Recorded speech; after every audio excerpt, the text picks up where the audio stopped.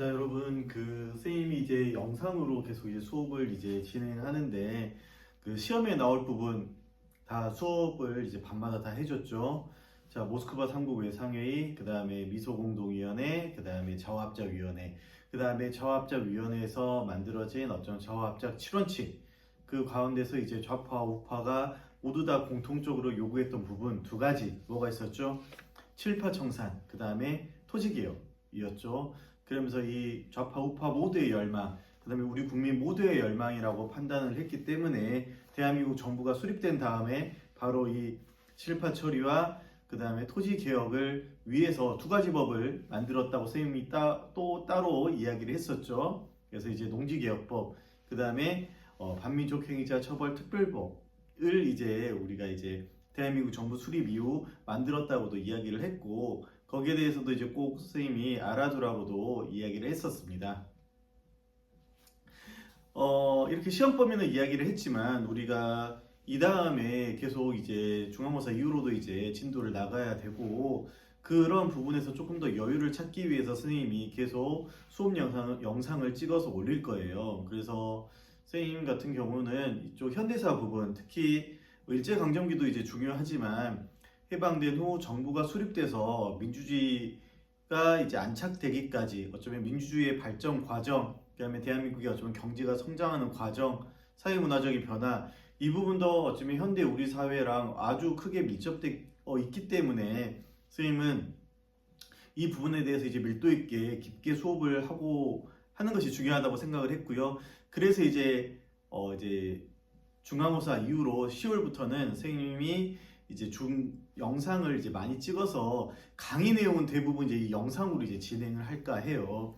강의 내용은 계속 영상으로 이제 강의 내용을 이제 보여주고, 그 다음에 여러분에게 주로 이제 수업 때는 글쓰기나 여러 가지 또 추가 보충 자료들을 바탕으로 수업을 할 거고요.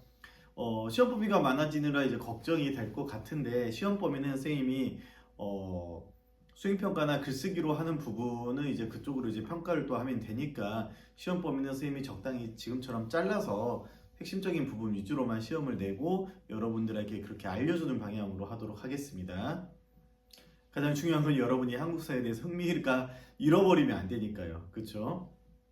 자, 그 다음에 그래서 이제 계속 진행을 하자면 제주 4.3항쟁과 여수 순천 19항쟁에 대해서 이제 선생님이 수업을 할 텐데, 이 부분은 선생님이 봤을 때는 어쩌면 강의로 선생님이 핵심 개념을 쏙쏙 알려주는 것보다는 사실은 여러분이 제주 4.3항쟁, 여수 순천 항쟁과 관련된 어쩌면 다양한 자료들을 깊게 읽고 토론하고 생각하고 글 쓰는 게 훨씬 더 여러분에게 필요한 어쩌면 학습이라고 생각을 해서 강의는 핵심 내용만 그냥 간단하게 짚고 넘어가고 본 수업 때 선생님이 좀 추가 활동들을 해주는 방향으로 하도록 하겠습니다. 그 다음에 여력이 되면은 어쩌면 관련된 어쩌면 우리가 2학기 때도 1학기 때처럼 민주주의와 인권을 바탕으로 이제 특강을 계획 중이거든요. 진행하는 것을 이쪽 부분을 좀 이제 특강을 들어보는 것으로, 그러면서 여러분의 어쩌면 이해를 돕는 것으로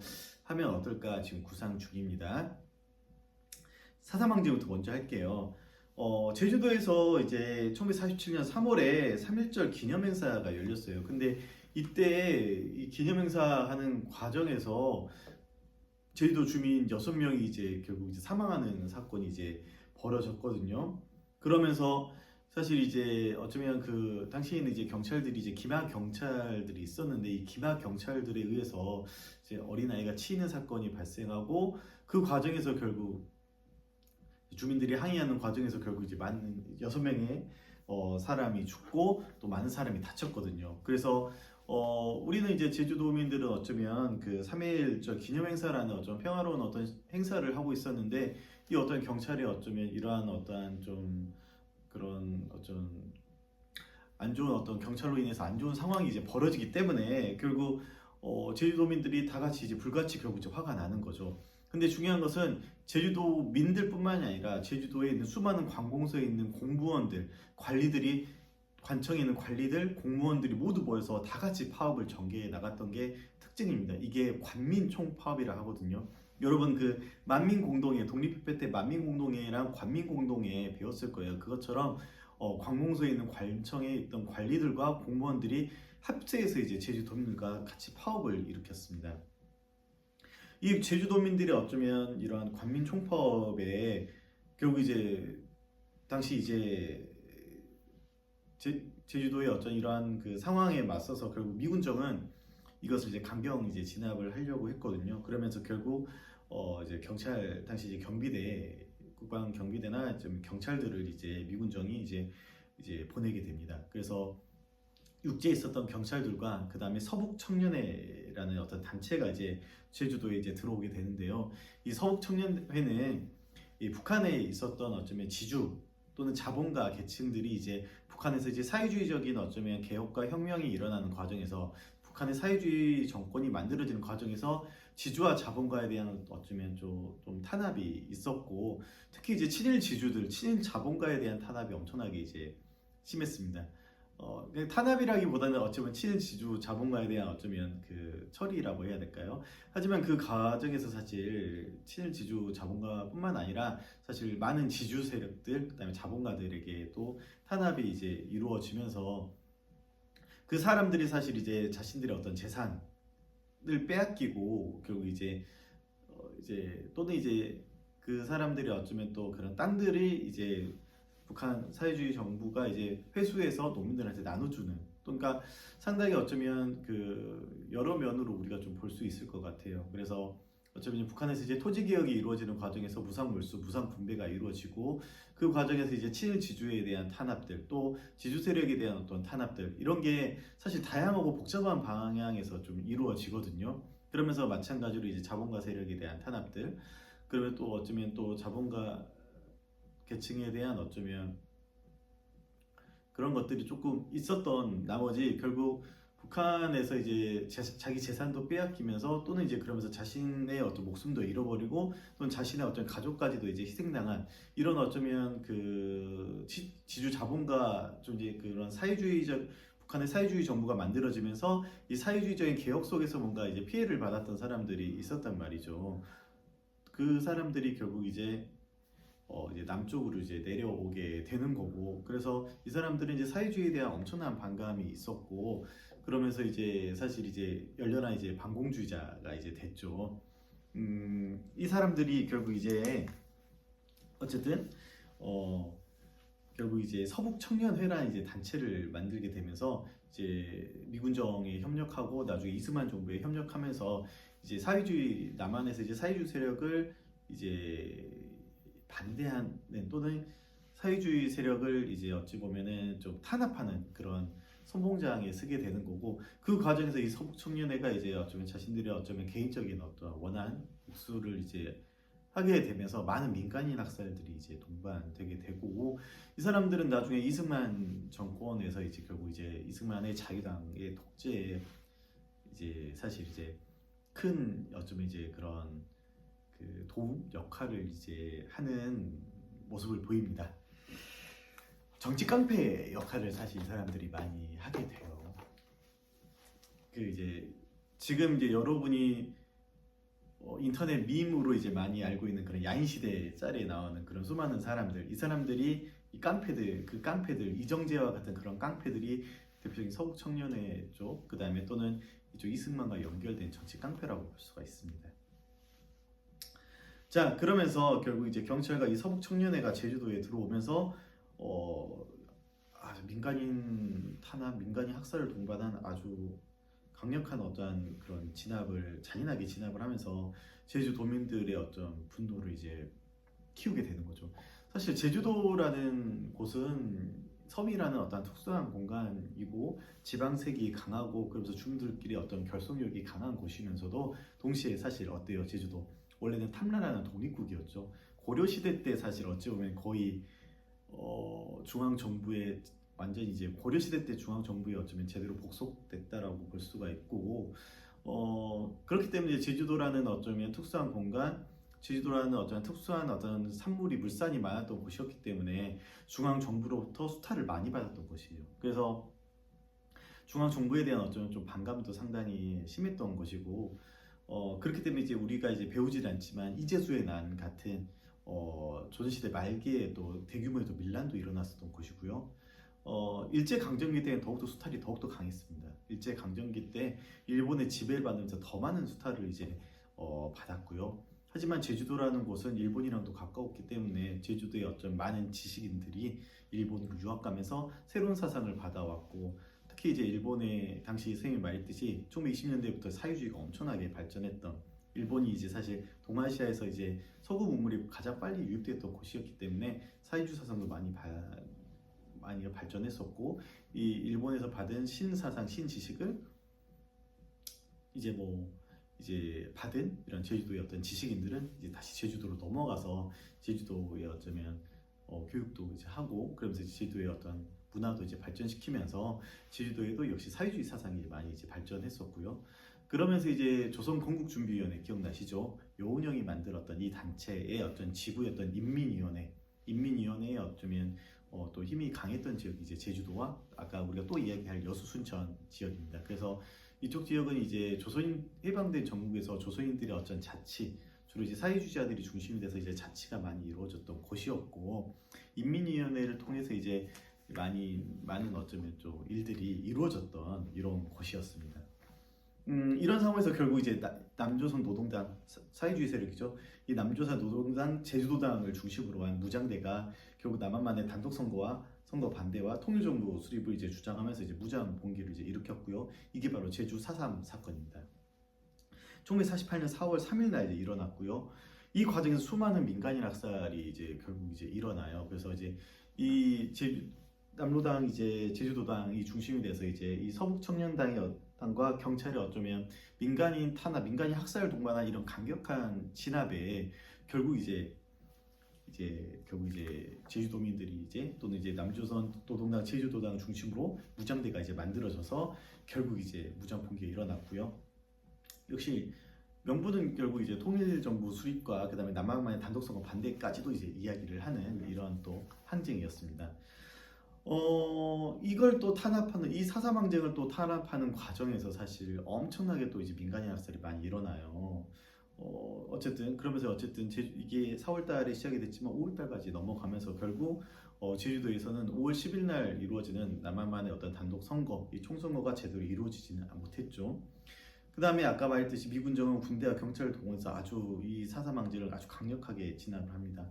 말이 진압이지 거의 민간인 학살을 동반한 엄청난 이러한 또 폭력적인 어떤 학살이었어요. 그래서 이 과정에서 제주도민들이 3만 명 정도나 되는 엄청나게 많은 사람들이 이제 죽게 되었고요. 당시 제주도 인구가 약 28만 명이었는데 제주도 인구 중에 10분의 1이 사실 이제 이 학살로 사망을 하게 됩니다. 그러면서 사실 제주도 가면은 자기 시인의 어쩌면 할아버지, 지금 이제 증조 할아버지가 됐겠네요. 증조 할아버지, 할머니의 어떤 제삿날이 다 똑같은 경우가 상당히 많다고 해요.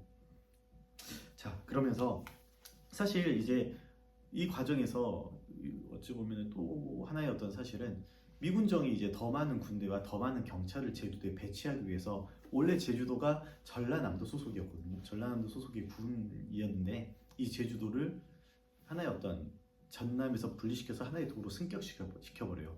그러면 더 많은 군인들과 더 많은 경찰들을 배치할 수도 있잖아요. 그래서 사실 이 4.3 사건은 제주도에서 일어난 거지만 그때 당시 제주도는 전라남도였기 때문에 어찌 보면은 우리 전남의 역사라고 볼 수가 있습니다. 그래서 4.3은 정말 어찌 보면은 4.3 우리나라에서 있었던 일이고 당연히 또 우리 전남의 어떤 일이었기 때문에 정말 4.3을 우리 고장의 어쩌면 항쟁 사건으로 우리는 바라봐야 될 것이고, 뒤에 일어난 여수 순천 항쟁과 꼭 연결시켜서 우리가 봐야 될 것입니다. 자, 그래서 결국 이제 이 4.3 항쟁이 빨리 끝날 줄 알았는데 그게 아니었어요. 이제 제주도민들의 어떤 저항이 엄청 거셌고, 그러면서 이제 결국 남로당 이제 무장대가 이제 한라산 기슭까지 결국 이제 후퇴하면서도 게릴라 활동을 벌이고 있었고, 그게 결국 이제 10월 달까지도 이제 정부 수립된 후 10월 달까지도 이제 계속된 상황이었어요. 그렇기 때문에 이승만 정부는 여수 순천에 있는 부대를 파견해서 제주도를 이제 완전히 이제 이 4.3 항쟁을 진압하려고 합니다. 하지만 사실 여수 순천은 있는 부대의 어쩌면 그 장교들은 자신들은 나라를 지키기 위해서, 국민들을 지키기 위해서 군인이 되었는데 지금 왜 우리가 이렇게 똑같은 우리 주민들, 우리 국민들을 위해서 총을 겨누어야 하느냐. 유명한 말인데 동포의 학살을 거부한다. 우리는 우리 동포를 지키려고 했는데 왜 우리 동포를 학살하려고 하느냐 라는 어떤 말을 하면서 이 출동 명령을 거부하게 됩니다. 그렇기 때문에 결국 이제 여수 순천에 있는 이 군인들을 또 이제 어떻게 해요? 진압하기 위해서 이승만 총리는 군대를 파견합니다. 이게 바로 여수 순천 10.19 항쟁이에요. 사실 여수 순천에 있는 군인들은 사실 이제 사회주의 계열의 어쩌면 이제 그런 장교들이 또 많았었고요. 또 그러면서 또 이제 여수 특히 여수 지역 같은 경우에는 제주와 비슷하게 인민위원회, 조선건국준비위원회의 지부였던 인민위원회의 어쩌면 자치가 활발하게 이루어졌던 곳이었고, 역시 사회주의 계열의 어쩌면 그 인민위원회를 운영하는 사회주의 세력의 어떤 좀 세력이 또 강했던 지역이기도 합니다.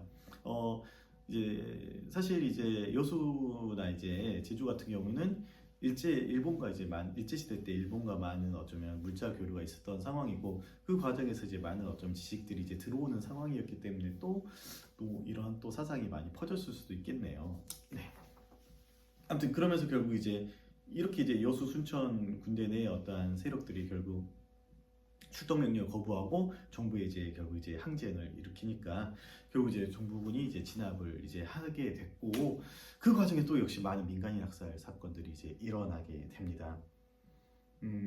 여수 순천 4.3의 여수 순천 항쟁, 그다음에 4.3 항쟁에 대한 어쩌면 또 그 어떠한 또 어떤 그런 좀 실제적인 모습, 또 어쩌면 그런 당시 어쩌면 또 그런 자세한 전개 과정은 선생님이 본 수업 때 한번 시간을 빼서 한번 수업을 한번 해보도록 할게요. 자, 그러면서 결국 이 제주 4.3 항쟁과 여수 순천 10.19 항쟁 당시 결국 이제 진압군은 사회주의 세력들, 좌익 세력과 사건 참여자를 색출하는 과정에서 무과 민간인을 이제 무차별적으로 학살하게 됩니다. 제주에서만 전체 도민 10%에 달하는 2만 5천에서 3만 명에 달하는 주민들이 군과 공권력에 의해서 희생이 됐고요. 거의 이제 이 시기부터 이제 사실 어때요? 이제 국가에 의한 민간인 학살이 이제 결국 이제 일어나게 됩니다. 그러면서 이제 이 학살은 이제 결국 6.25 전쟁 때 아주 이제 크게 일어났고요. 이 시기부터 이제 6.25 전쟁 때까지 학살이 많이 일어났던 곳 중에 하나가 바로 전남이에요. 여러분이 살고 있는 해남, 진도, 완도에 있는 주민들 중 보도연맹에 가입했다는 이유로 어떻게 해요? 그 사회주의자, 보도연맹에 가입한 사회주의자라는 이유로 어때요? 진도의 갈매기 섬으로 이제 배를 태워서 이제 끌고 간 다음에 거기서 다 수장시키거든요. 그 다음에 선생님이 전에 있었던 한평에 있었을 때 한평에서도 그 민간인 학살 사건이 엄청나게 이제 일어났었고요.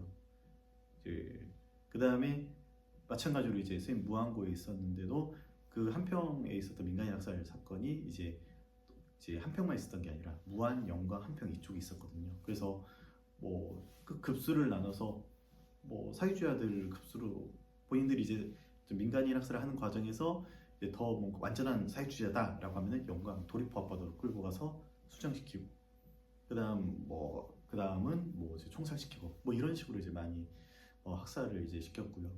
그러면서 이제 그 민간인 학살의 역사가 어쨌든 시작되고 6.25 이 여순 항쟁과 4.3 항쟁으로 이제 시작되고, 그러면서 이제 6.25 전쟁까지 쭉 학살이 이제 민간인 학살이 일어나게 됩니다. 그래서 이제 우리가 세계사적으로는 이 2차 세계대전 이후로 이제 냉전 시대라고 하는데, 냉전의 신호탄이 됐다는 게 한국 전쟁이잖아요. 근데 이 한국 전쟁 우리의 입장에서는 이걸 냉전의 어쩌면 첫 전쟁이라고 할 수 있는지 선생님 좀 의문입니다. 아시아에서는 이 냉전 시기에 있었던 전쟁이 수많은 민간인 학살을 이제 동반하는 또 제노사이드적 모습을 많이 띠거든요. 우리가 뒤에 또 이야기할 베트남 전쟁도 비단 이 한국만이 아니라 이 베트남에서 벌어진 전쟁도 마찬가지였으니까요. 그래서 이 4.3 항쟁, 여순 항쟁은 선생님이 짧은 부분이지만 선생님이 상당히 좀 깊게 많이 지금 이야기를 했고, 수업에서 더 깊게 다뤄야 될 것 같고, 더 좀 조심히 다뤄야 될 것 같고 그래서 이제 조금 영상 내용이 길었습니다. 어쨌든 여러분이 살고 있는 이 해남 지역의 어쩌면 또 역사, 그 다음에 또 우리 전남 지역의 어떤 역사, 그 다음에 더 걸쳐서 제주, 광주와 또 우리 같은 전라도였던 그 역사, 우리 지역사와 또 연결이 되는 어떤 사건이었으니까요. 이 사건들에 대해서 우리가 나중에 이제 수업 시간 때 한 번 더, 지금 이제 시험에는 나오지 않으니까요. 영상으로만 한번 봐보고 한번 또 제대로 한번 우리가 다뤄보도록 하겠습니다. 현기영 작가님이 쓴 순이 삼촌 한번 책 추천하고요. 기회가 되면 여러분한테 한번 다 사주고 싶기는 하네요. 그 책을 토대로 한번 우리가 한번 읽어보도록, 이 항쟁들을 한번 읽어보도록 하겠습니다. 선생님이 진도를 빨리 나가고 싶었는데 여기 이야기가 너무 길었네요. 20분 단위로 이제 자르려고 하거든요. 보니까 왜 그 예능 하이라이트 유튜브 영상이 왜 20분을 안 넘는지 알 것 같아요. 예, 그래서 20분 단위로 이제 지루하지 않게 잘라서 이제 끊을 테니까 부득이하게 하나를 더 찍어야 될 것 같습니다. 그럼 오늘 지금은 여기서 마무리를 하도록 하겠습니다.